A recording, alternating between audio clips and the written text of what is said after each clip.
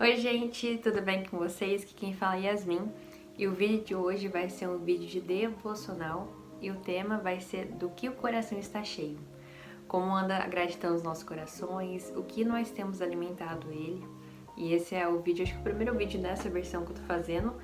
Tem outros que eu fiz pintando e falando, que é um sobre como estão os seus frutos. Eu vou deixar o link aqui no vídeo pra vocês também, se vocês quiserem assistir.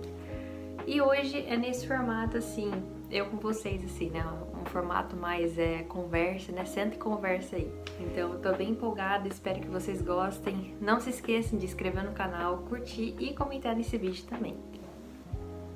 Bom, queridos, para nós iniciarmos, eu gostaria de dar uma introdução, que esse é um tema que o Senhor tem falado muito comigo sobre o que o meu coração tá cheio, né? Se ele tá cheio de gratidão, se ele tá cheio de frustrações. E a gente tem muita tendência de só olhar para as coisas ruins, as coisas que não deram certo, as coisas que fugiram do nosso controle. E Deus, Ele quer que a gente pegue a nossa atenção e se volte para Ele, né? Se volte para as coisas boas que Ele fez, pela sua fidelidade e pelo seu amor com as nossas vidas. E eu escolhi esse tema específico também, porque o ano passado, no final de 2025, eu tava um pouco triste, um pouco frustrada sobre algumas coisas que não deram certo no meu ano. Desejos, sonhos que eu queria muito que tivessem acontecido, mas não aconteceram. E eu levei isso até o Senhor, né? De forma assim, perguntando pra Ele, questionando por que não deu certo, se era da vontade dEle. E Deus falou muito comigo por meio de pessoas queridas. Que a gente tem a tendência de só focar para as coisas que não deram certo. Tipo, de 10 coisas que deram certo e uma não, a gente vai focar nessa uma que não deu certo.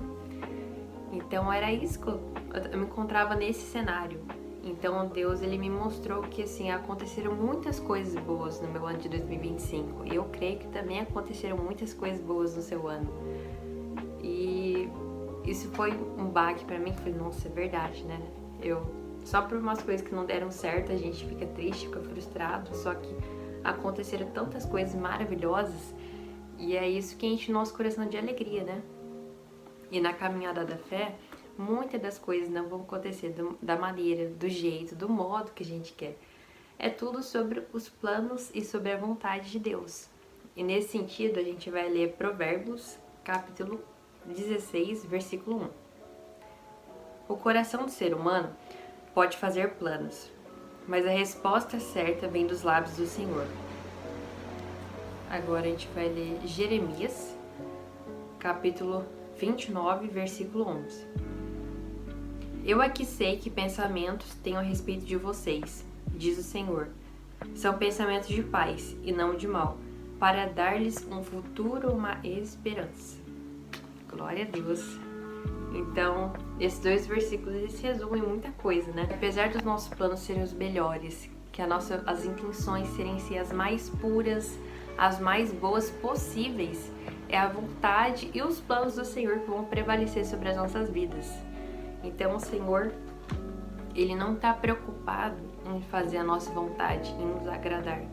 Ele está preocupado em fazer o melhor para nossas vidas.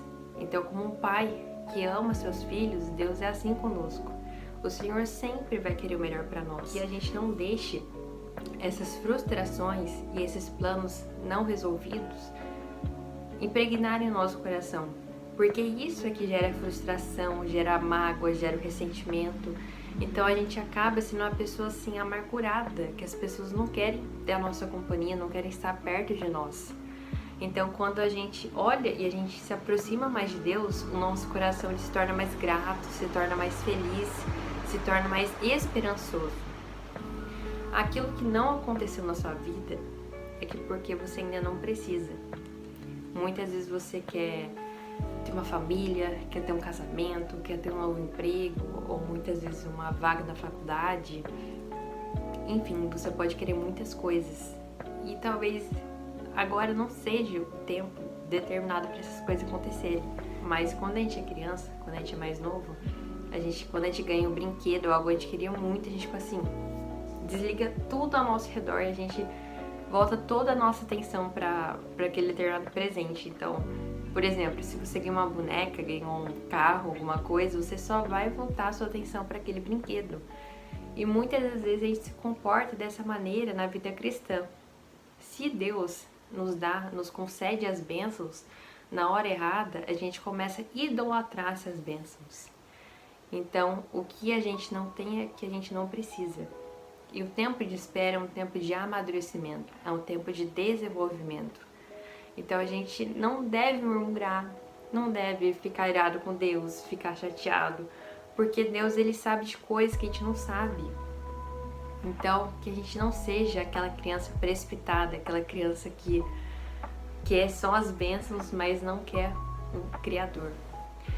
Teve uma dinâmica que um professor meu, se não me engano, de geografia, fez no 8º ano, que ele deu uma folha em branco pra gente, uma folha sulfite, e nessa folha tinha um pontinho preto.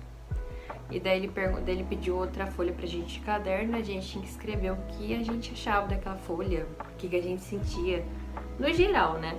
Sentimento, o que a gente achava que aquele pontinho preto. E muitas pessoas falaram diversas coisas, né?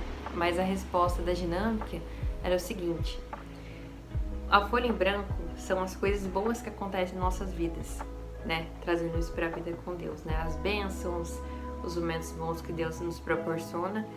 E o pontinho preto são as coisas ruins, são as coisas que não deram certo, são as adversidades. E muitas das vezes a gente só foca nos problemas, e os problemas são tão pequenos diante da grandeza das coisas boas que Deus nos proporciona. E eu lembro que eu fiquei tão chocada com essa dinâmica, porque mexeu muito comigo, né?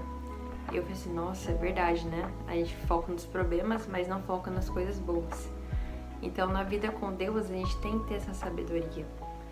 Não vai ser fácil a gente vai ser a vontade de Deus, não vai ser fácil a gente moldar o nosso coração segundo a palavra, mas vai valer a pena. Esse ano de 2026 não é um ano só de metas, só de desejos, de planos, mas é um ano sobre a presença de Deus. O mais importante de um novo ano, queridos, não é os bens materiais, não é as conquistas, não é as coisas terrenas, mas é a presença de Deus que ela prevalece. Na Bíblia fala que os tesouros celestiais, a traça não corrói, não ferruja, não se danifica. Então, a gente está tão preocupado assim em ficar, como posso dizer, em ficar juntando tesouros materiais, tesouros terrenos, e a gente tem o maior tesouro que é a presença de Deus. Então, por mais que os seus planos estejam dando errados, foque no Senhor, porque Ele tem o melhor para a sua vida. Então, queridos, que nós possamos praticar mais a nossa gratidão, mais a nossa atenção em relação à palavra de Deus. Então, é muito importante a gente se agarrar em Deus.